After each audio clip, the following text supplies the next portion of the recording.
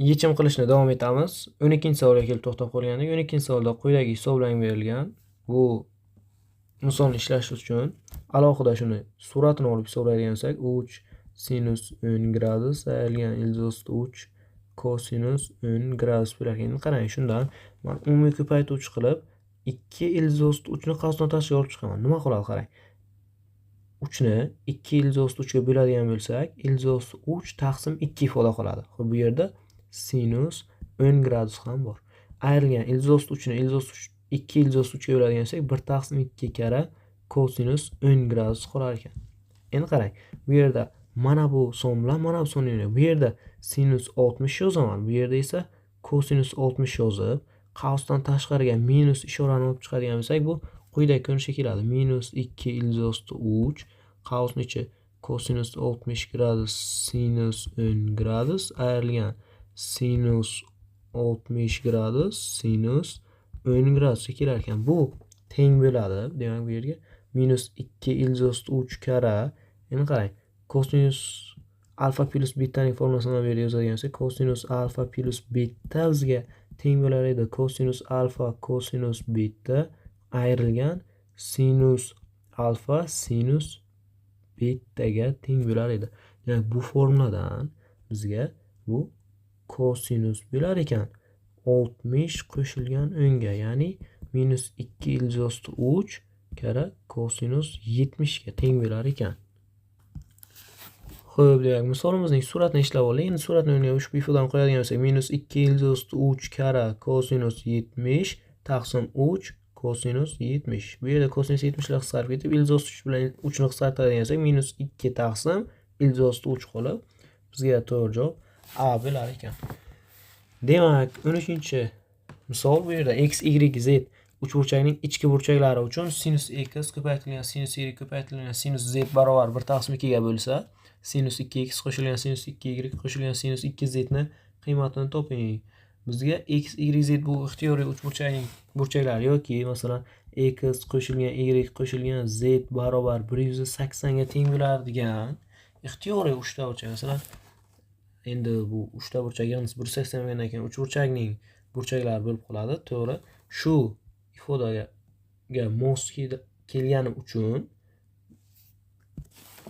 mana bu qiymat o'rinli bo'ladi. Sinus 2x qo'shilgan sinus 2y qo'shilgan sinus 2z barobar 4 sinus x sinus y kara sinus z ga teng bo'ladi.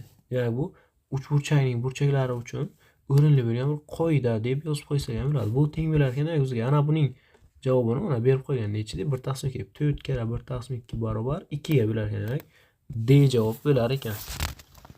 Keyingi misolimiz tenglama nechta haqiqiy ildizga ega degan. Xo'p, tenglamamizni yechishimiz kerak. Demak, tenglama yechish uchun xo'p, mana mahraj bu yoqqa ko'paytirish qilaveramiz. Faqat nima deb mahraj teng emasmi? Ya'ni ildiz 77 ning eksinchisi ayrilgan 121 ning eksinchisi teng emas 0. Ya'ni aniqlanish sohasi olishimiz kerak-da. Demak, 77 ning x'i barobar 1 teng emas bo'lishi kerak 121 ning x'ga. Bu yerdan x teng emas 0 liga kelib chiqadi. Ya'ni bu degani x ning javobi 0 chiqsa ham biz uni olmasligimiz kerak hech ham, chunki u qiymat mahrajni 0 qilib qo'yadi. Mahraj 0 bo'lgandan keyin bizga aniqmaslik, ya'ni vujudga kelar edi. Demak, tenglama yechadigan bo'lsak, 7 ning eksinchisi ayrilgan 11 ning eksinchisi barobar ildizda 77 ning x'i ayrilgan 121 ning x'ga teng bo'lar ekan. Demak, tenglamaning ikkala tarafini kvadratga ko'tarib yoradigan bo'lsak, kvadrat ildiz kvadrat, yo'q, bu kvadrat qisqarmaydi, kvadrat ildiz qisqarib 7 ning x'i ayrilgan 11 ning x'ining kvadrati teng bo'lar ekan. Bu yerda 77 ning x'i ayrilgan 121 ning x'iga. Xo'p, endi qarang, bu ifodani mana bu kvadratni ochib chiqishning o'rniga qarang nima qilamiz. Bu yerda 7 ning x'i ayrilgan 11 ning x'i yana 7 ning x'i ayrilgan 11 ning x'i deyman. Barobar mana bu ifodamizdan qarang, 77 ning o'rniga 7 kara 11, 120 ning o'rniga 11 kara 11 desak, 11 ning eksinchi darajasini umumiy ko'paytiruvchi qilib chiqadigan bo'lsak, 7 ning x'i ayrilgan 11 ning eksinchi darajasi qoladi. Demak, bu yerda mana bu ifoda bilan bu ifoda 0 ga teng emas edi. Ya'ni ildizni 0 ga teng bo'lgandan keyin o'zi ham 0 ga teng bo'lmaydi. Bularni qisqartirib yorganimizdan so'ng bizga nima qoladi? Bizga qoladigan narsa 7 ning x'i ayrilgan 11 ning x'i teng 11 ning x'iga. Demak, 7 ning x'i barobar 2 karra 11 ning x'iga 7 taqsim 11 7 ning x'inchisi taqsim 11 ning x'inchisi barobar 2 ga 7 taqsim 11 ning x'inchi darajasi teng 2 ga. Demak, bu yerdan bizga x ning bitta yechimi chiqar ekan. To'g'ri javob bizga 1. B javob berar ekan.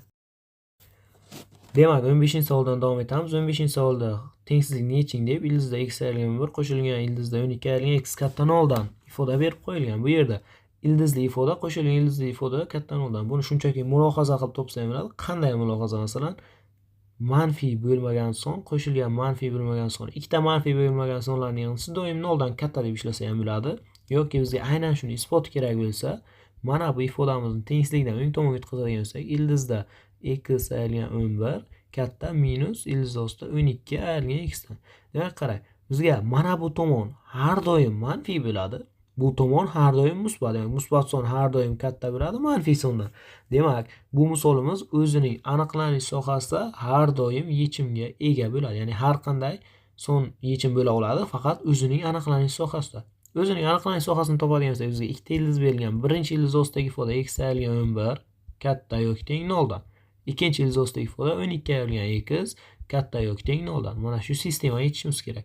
Birinchisidan x katta yoki teng 11 kelib chiqadi, ikkinchisidan x kichik yoki teng 12 dan. Demak, bu javobni umumlashtiradigan bo'lsak, javob 11 dan 12 gacha. Demak, mana bu javob kelib chiqadigan. D javob bo'lar ekan 15 ga. Demak, 16-savolga tengsizlikning butun ildizlari nechta deb berilgan. Demak, avvalambor biz logaritm ifodani aniqlanish sohasini oladigan bo'lsak, birinchi o'rinda logaritm ostida kelgan sonimiz 2x ayrilgan 11 taqsim 2 0 dan katta bo'lishi kerak. Mana bu logaritm asosida kelgan sonimizdan 0 dan katta bo'lib, shu ifodamiz 1 ga teng bo'lmasligi kerak. Demak, bu tengsizlikni yechadigan bo'lsak, 2x katta 11 taqsim 2 dan yana bo'ladi x katta 11 taqsim 4 dan. 11 taqsim 4 qiymati 2,75 ga teng bo'ladi. Bu yerdan x kichik 4 dan kelib chiqadi. Bundan esa x teng emas 3 ga. Bu sonlarni soniqlab belgilaydigan bo'lsak, demak, mana bu yerda 2,75 bo'lsin, mana bu yerda 3 bo'lsin, mana bu yerda 4. Demak, 4 dan kichik sonlar, xo'p, 2,75 dan katta sonlar. Demak, bizga javob mana shu oraliqdagi sonlar bo'lar ekan. Demak, bu oraliqda qaysi butun sonlar bor?